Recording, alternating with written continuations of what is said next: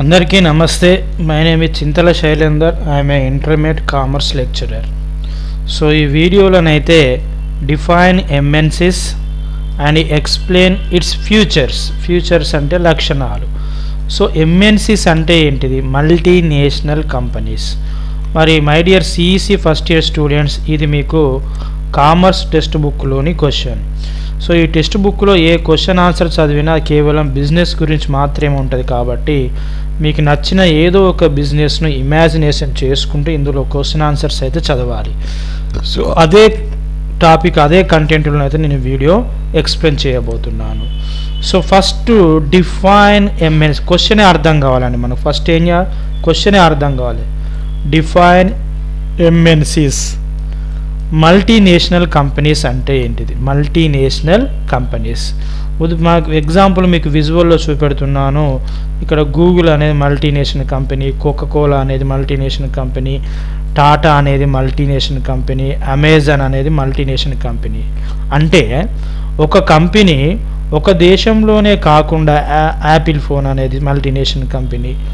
ఒక కంపెనీ ఏదైతే కంపెనీ ఉంటుందో అంటే ప్రోడక్ట్స్ను తయారు చేసి వాళ్ళ ప్రోడక్ట్స్ను చాలా దేశాలలో సేల్ చేయడం అంటే అమ్మడం.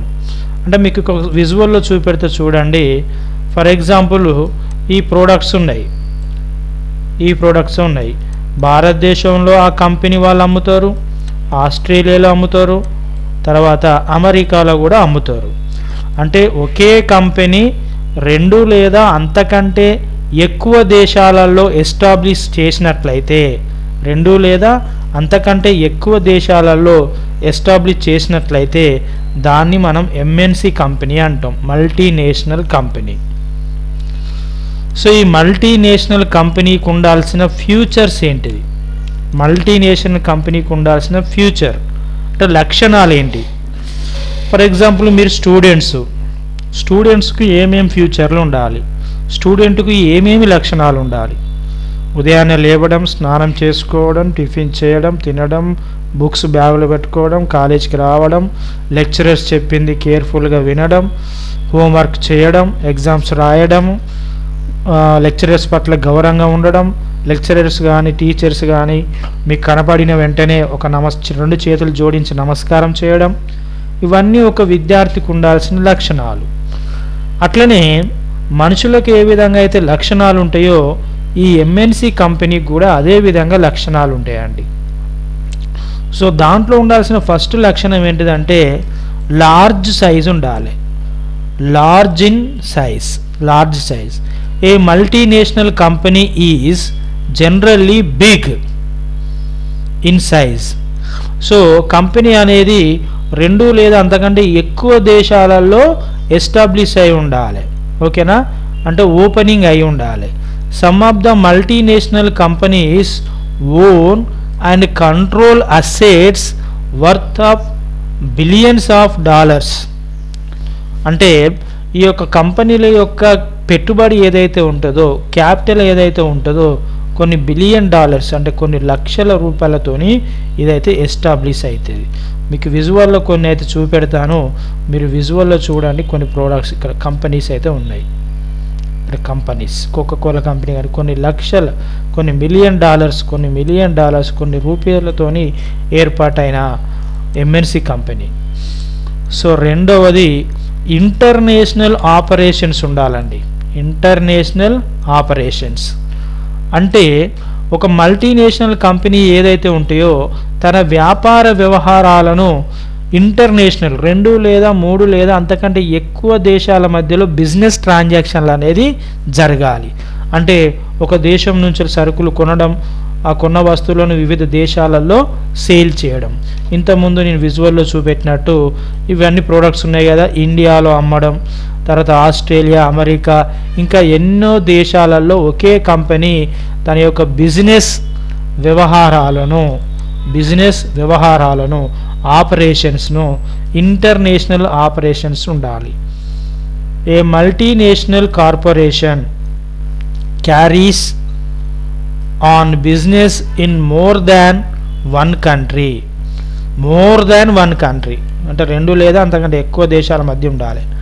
మల్టీనేషనల్ కార్పొరేషన్స్ సచ్ యాజ్ ఇక్కడ చూడండి విప్రో కంపెనీ కావచ్చు, కోల్గేట్ కంపెనీ కావచ్చు, కోకా-కోలా కావచ్చు, have branches in such many as 70 countries around the world. Wipro company కానీ కోకా-కోలా కంపెనీ కానీ దాదాపు 70 కంట్రీస్ అట, అంటే 70 దేశాలలో వాళ్ళ యొక్క ప్రోడక్ట్స్ని అయితే వాళ్ళు అమ్మకాలు చేస్తూ ఉన్నారు. దీన్ని ఇంటర్నేషనల్ ఆపరేషన్స్ అంటారు. సో మూడవ ఫ్యూచర్ చూద్దాం. మూడో ఫ్యూచర్ ఇంటర్నేషనల్ మేనేజ్మెంట్. సో మేనేజర్లు ఉంటారు కదండి, మరి వాళ్ళ కంపెనీని సక్సెస్ఫుల్గా నడిపించుకోవాలి అంటే ప్రతి దేశంలో వాళ్ళ కంపెనీకి మేనేజర్లు ఉంటారు. So international management, the management of multinational companies is international in character. It operates on the basis of best possible alternative available anywhere in the world. So international management ఉంటే ఒక దేశంలో ఒక మేనేజర్లు ఉంటే వాళ్ళు అవసరం పడితే వేరే దేశానికి కూడా వాళ్ళు పోయి అక్కడ మేనేజ్మెంట్ చేయడానికి సిద్ధంగా ఉండాలి. ఫోర్త్ది mobility of resources. Mobility of resources, the operation of multinational company involves the mobility of capital, technology, entrepreneurship and other factors of production across the territories. Entrepreneurs అంటే కొత్త కొత్త వస్తువులను కనిపెట్టే వాళ్ళు, కొత్త కొత్తగా ఆలోచించే వాళ్ళు, కొత్త కొత్తగా బిజినెస్ చేసేవాళ్ళు, అంటే ఒక న్యూ థాట్స్ చేసేవాళ్ళు ఎంటర్ప్రెన్యూర్స్ అంటాం. సో ఎంటర్ప్రెన్యూర్స్కు టెక్నాలజీకి, క్యాపిటల్ అంటే వ్యాపార ప్రారంభానికి పెట్టిన పెట్టుబడి, వీటన్నిటికీ మొబిలైజేషన్ చేస్తుందండి. మల్టీనేషనల్ కంపెనీ మొబిలైజేషన్ చేయాలి. ఫిఫ్త్ చూద్దాం. Centralized control. Centralized control. The branches of multinational companies spread in different countries are controlled and managed from the headquarter. So ఎన్నో రకాలైన బ్రాంచెస్ ఉంటాయండి. మల్టీనేషనల్ కంపెనీకి ఎన్నో రకాలైన బ్రాంచ్ ఉండవచ్చు. ఫర్ ఎగ్జాంపుల్ అమెరికాలో హెడ్ ఆఫీస్ ఉంది అనుకుందాం, ఇది మెయిన్ బ్రాంచ్. సో అమెరికా నుంచి ఇండియాకు సరుకులు అమ్ముతుంది, అమెరికా నుంచి ఆస్ట్రేలియాకు సరుకులు అమ్ముతుంది, ఇంకా వేరే 73 దేశాలలో అమ్ముకోవచ్చు. ఏ కోకా-కోలా కంపెనీ కావచ్చు, ఎన్నో రకాలైన ఇక్కడ కంపెనీస్. సో మెయిన్ బ్రాంచ్ ఏడు ఉంటుంది మరి? ఒకవేళ అమెరికాలో మెయిన్ బ్రాంచ్ ఉన్నట్లయితే ఈ అమెరికా నుంచే సో అన్ని దేశాల్లో ఉన్న కంపెనీస్ని కంట్రోల్ చేస్తుంది. All branches operate within the policy framework formed by head quarters నుంచి ఆపరేషన్ అని చేస్తుంది. సో మై డియర్ స్టూడెంట్స్, ఇదైతే 5 మార్క్స్కి వస్తానైతే మీరు యాన్యువల్ ఎగ్జామ్లో ఇది రాయండి, 5 పాయింట్స్ రాయండి, 5 మార్క్స్ అయితే పడతాయి.